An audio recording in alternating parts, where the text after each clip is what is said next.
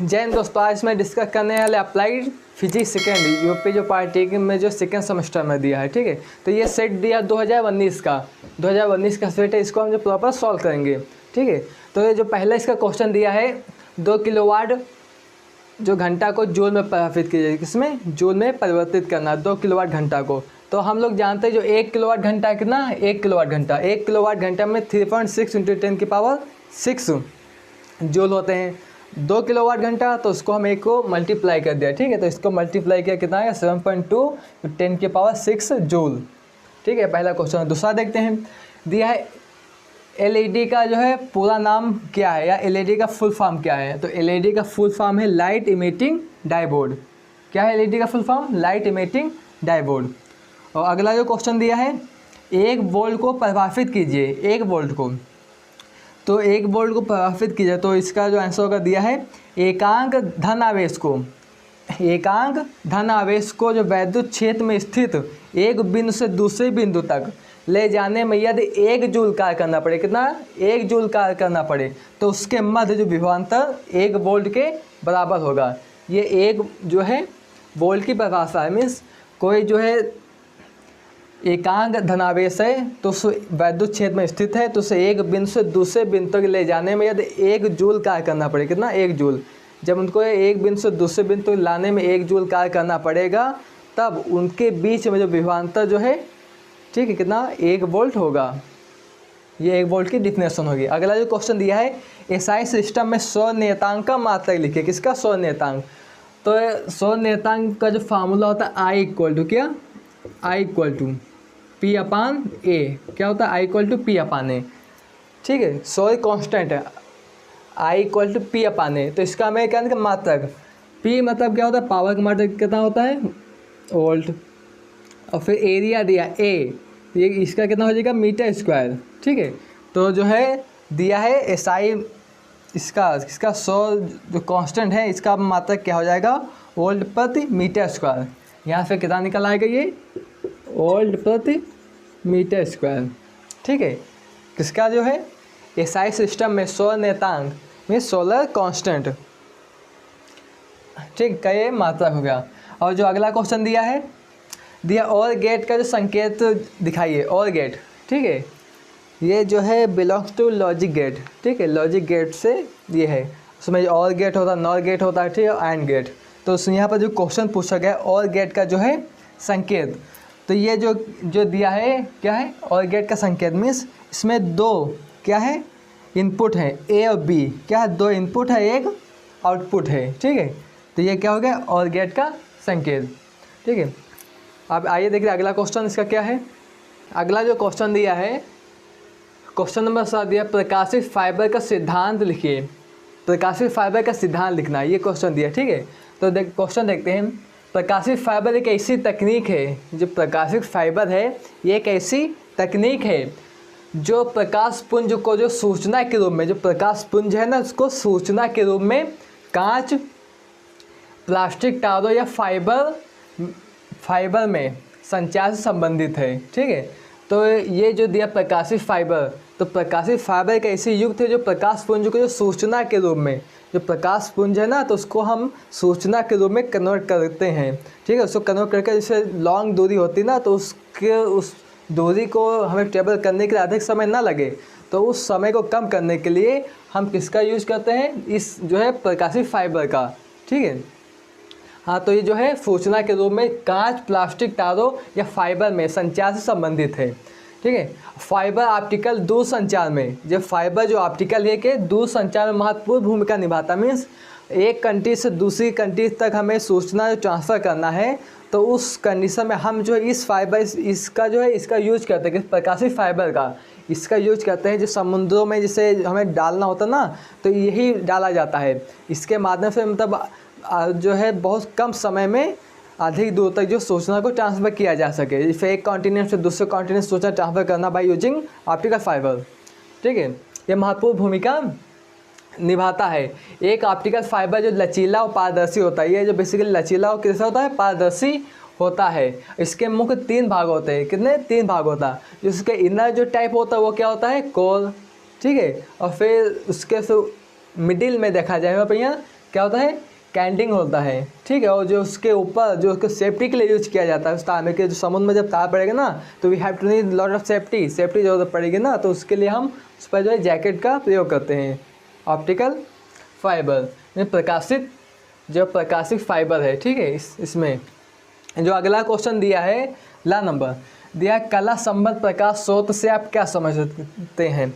कला संबंध प्रकाश स्रोत से मीन्स, तो इसमें देखा जाए जब दो प्रकाश किरण हो, कितनी, दो प्रकाश किरण, ठीक है। तो जब दो प्रकाश किरण जो है एक ही दिशा में जो गति कर रही हो तो उसके जो है तरंग दैर्घ्य, आवर्त और आयाम क्या हो, सेम हो, ठीक है, क्या हो, सेम हो। तो क्वेश्चन देखते हैं इसका। तो दिया हुआ प्रकाश स्रोत, वह प्रकाश स्रोत जो समान तरंग दैर्घ्य, मतलब जो प्रकाश स्रोत है देयर आर टू वेव, दो वेव है तो उनका जो समान तरंग दैर्घ्य क्या हो, समान हो, ठीक है। और समान आवर्त में उसकी फ्रीक्वेंसी क्या हो, सेम हो, तथा जो नियत जो कलांतर, उसका जो कलांतर में जो ओमेगा है वो कलांतर क्या हो, नियत हो, ठीक है। तो नियत कलांतर प्रकाश उत्सर्जित करते हों, ठीक है, तो उन्हें जो कला संबंध स्रोत कहते हैं। क्या कहते हैं, कला संबंध स्रोत कहते हैं। जो अगला क्वेश्चन दिया है, जनसंख्या व्युत्क्रम को जो प्रभावित कीजिए, किसको, जनसंख्या व्युत्क्रम को प्रभावित कीजिए। तो ये दिया है, जब परमाणु की उच्च कक्षा में कोई एटम्स है, तो जब परमाणु की उच्च कक्षा में इलेक्ट्रॉनों की संख्या जो अधिक हो जाती है, जब कोई परमाणु है तो उसके जो उच्च कक्षा में जो इलेक्ट्रॉनों की संख्या क्या हो जाती है, अधिक हो जाती है, तब यह जो घटना है जनसंख्या व्युत्क्रम कहलाती है। क्या कहलाती है, जनसंख्या व्युत्क्रम, ठीक है। अब जो अगले क्वेश्चन देखते हैं, जो अगला कौन सा क्वेश्चन दिया है, इसका जो अगला क्वेश्चन दिया है क्वेश्चन नंबर 7 दिया है, इलेक्ट्रॉन के पदों में 1 एम्पीयर विद्युत धारा को समझाइए। इलेक्ट्रॉन के पदों में समझाना 1 एम्पीयर विद्युत धारा को, ठीक है। तो जो फार्मूला होता है कि I इक्वल टू, कौन सा फार्मूला होता है, I इक्वल टू, ठीक है, ये होता है Q/T होता है। क्या होता है, I इक्वल टू Q/T। अब हमें इलेक्ट्रॉन के पदों में जो है 1 एम्पीयर विद्युत धारा को, इसको जो है we have to change the electron के पदों में, इलेक्ट्रॉन के पदों में चेंज करना है। तो यहाँ से Q बराबर हमें पता है N इंटू, क्या होता है, Q बराबर N इंटू E होता है, ठीक है। तो यहाँ से हम देखें तो ये I इक्वल टू हो जाएगा N इंटू E और पान में क्या दिया है, T। तो यहाँ से हमें N की वैल्यू निकालना है, किसकी वैल्यू, N की वैल्यू निकालना है, ठीक है। तो जब यहाँ से हम N की वैल्यू निकालेंगे तो ये देखो N की वैल्यू निकालेंगे, ये N इसका मल्टीप्लाई हो जाएगा, ठीक है, और ये इसके कहाँ आ जाएगा, इसके बटे में। तो N की वैल्यू क्या आ जाएगी यहाँ से, ठीक है, यहाँ से N की वैल्यू निकालना है। ये गुणे में मीन्स क्या हो जाएगा, ये हो जाएगा इक्वल टू हो जाएगा I और फिर ये T, ठीक है, और अपान में कितना हो जाएगा, E। तो N की वैल्यू कितना मिली, N की वैल्यू जो मिली I into T upon E, ये N की वैल्यू मिली। अब हमें क्या बोल रहा है कि इलेक्ट्रॉन के जो है पदों में 1 एम्पीयर, तो मीन्स ये जो दिया है I कि कितने है, 1 एम्पीयर, ठीक है, विद्युत धारा को समझाइए। तो जब यहाँ से हम वैल्यू निकालेंगे तो जो दिया है N इक्वल टू दिया है I है, तो ये 1 एम्पीयर मीन्स इसकी वैल्यू कितना हो जाएगी, 1, ठीक है।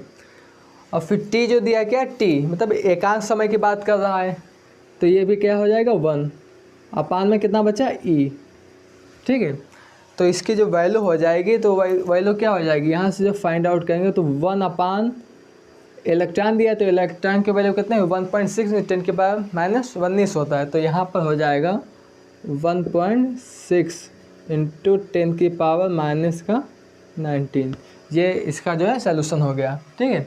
तो हमने जो है इलेक्ट्रॉन के पदों में 1 एम्पीयर धारा को जो है शो कर दिया। कितना होता है, N इक्वल टू 1 अपान 1.6 10 की पावर -19, ठीक है, ये हो गया। अब जो अगला क्वेश्चन दिया है, अगला कौन सा क्वेश्चन दिया है, ये दिया है सीमेन निम्न से किसका मात्रक है, ठीक है, ये सा दिया है, सीमेन निम्न में से किसका मात्रक है। पहला जो ऑप्शन है प्रतिरोधकता का, सेकेंड प्रतिरोध का, या वैद्युत चालकता का।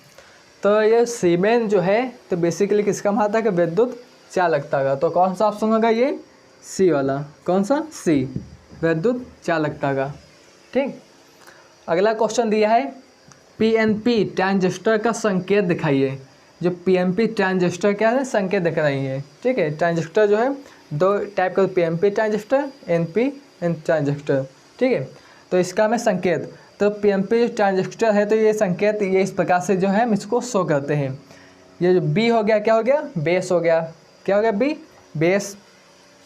और जो यहाँ पर सी दिया है ये क्या हो गया, ये कलेक्टर हो गया सी। और फिर दिया है ई क्या हो गया, आमीटर। क्या हो गया, आमीटर। तो ये जो सिंबल है ये किसका सिंबल है, ट्रांजिस्टर का। ठीक, और अगला जो क्वेश्चन दिया है, क्रांति कोण को प्रभावित कीजिए। किसको, क्रांति कोण को। ठीक है, तो देखते हैं, प्रकाश किरण का सघन माध्यम में, किसका, जो प्रकाश किरण है ना, तो उसका सघन माध्यम है। ठीक, इसको हम जो रब कर देते हैं यहाँ पर हम सीधे समझाते हैं। देखो ये जो एक जो क्या हो गया, ये हो गया जो सघन माध्यम। ठीक है, इसको हमने N1 से डिनोट कर दिया और ये N2। ठीक है, दो हो गए, N1 N2। ये कौन सा हो गया, सघन, और ये हो गया विरल माध्यम। ठीक है, यहाँ से हमने जो है इस प्रकार से लंब डाल दिया। अब इसमें क्या करना है, एक प्रकाश किरण इसमें से जो है पास करानी है। तो क्रांति कोण समझना है, प्रकाश किरण, जो प्रकाश किरण है ना, तो इस प्रकार से जो प्रकाश किरण ये इस प्रकार से ये प्रकाश किरण आ रही है, इस प्रकार से। ठीक है, इस प्रकार से यहाँ क्या आ रही है, प्रकाश किरण। अब जब प्रकाश किरण आ रही है तो ये एक आपतन कोण बनेगा आई, ये क्या होगा, आपतन कोण आई ये।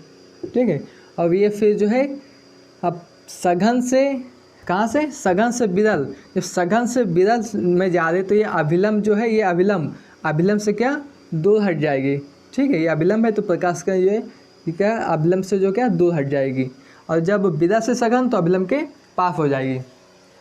आप डेफिनेशन देते हैं, दिया प्रकाश किरण का सघन माध्यम में, कहाँ पर, ये सघन माध्यम में, प्रकाश किरण का सघन माध्यम में वह आपतन कोण मीन्स आई, प्रकाश किरण का जो सघन माध्यम में वह आपतन कोण आई, जिसके लिए जो विरल माध्यम, इसके लिए मतलब किसके लिए, विरल माध्यम में आपतन कोण का मान कितना, 90 हो जाता है। कितना हो जाता है, ये 90 हो जाता है। तो जो है क्रांति कोण कहलाता है। मीन्स अब ये जब प्रकाश किरण यहाँ से यहाँ इंटर किए हैं तो ये जो है अब इस प्रकार से जो है देखो, तो इस प्रकार से ये जो है अपने अभिलंब से दूर हट जाएगी। तो दूर ना हटकर ये जो प्रकाश किरण जो यहाँ से जा रही है तो ये सीधा जो है कहाँ, इस प्रकार से इस पर से रिफ्लेक्ट हो, कहाँ से, इस रेखा से इस पर से इस प्रकार से जाए, इस प्रकार ये निकल जाए। तो ये कितना मान हो जाएगा, 90। क्या हो जाएगा, 90। मीन्स ये जो है अभिलंब से कितना कोण बना है, 90। ठीक है, तो उसके लिए जो ये कोण है सघन माध्यम में, जो कोण ये बना है, ये कोण क्या कहलाएगा, क्रांति कोण कहलाएगा। कौन सा, ये क्रांति कोण कहलाएगा। ठीक है, तो क्रांति कोण इसको हम जो फार्मूला डोनेट कर सकते हैं, देखो ये N1 है, ये N2 है, तो इसको हम लिख सकते हैं, ये जो है अपवर्तनांक हो गया। ठीक है, अब कहाँ से जो है ये फर्स्ट से, मतलब जब कहाँ पे जा रही है, ये सघन माध्यम से विरल माध्यम में। ठीक, तो ये हो जाए 1/sin c। ये किसका हो गया, अपवर्तनांक, जो क्रांति कोण, क्या है, क्रांति कोण। ठीक है, तब जब कोई प्रकाश किरण है जो सघन माध्यम से विरल माध्यम में जाती है तो सघन माध्यम में जो आपतन कोण बनना है तो वो आपतन कोण जो है, तो इसमें जो परावर्तन कोण का मान कितना हो जाए, 90 हो जाए। जब ये मान कितना हो जाए, 90 हो जाएगा, तो ये जो कोण कहलाएगा क्या, क्रांति कोण कहलाएगा। ठीक है, बेसिकली ये जो क्रांति कोण की डिफरेंशन थी। अब इसके जो ये फर्स्ट जो मॉडल पेपर में जो ये फर्स्ट पहला जो प्रश्न था, ठीक है, उसके हमने सब क्वेश्चन कंप्लीट कर लिया। अब इसका जो अगला क्वेश्चन है हम फिर अब इसके नेक्स्ट वीडियो में देखेंगे। Thank for watching, see you next time.